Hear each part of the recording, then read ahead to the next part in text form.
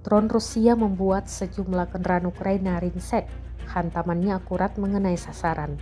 Rekamannya diunggah di Telegram pada Rabu 22 Januari 2025. Tank, BMP, mobil militer, dan sejumlah senjata Ukraina disikat dalam hitungan menit.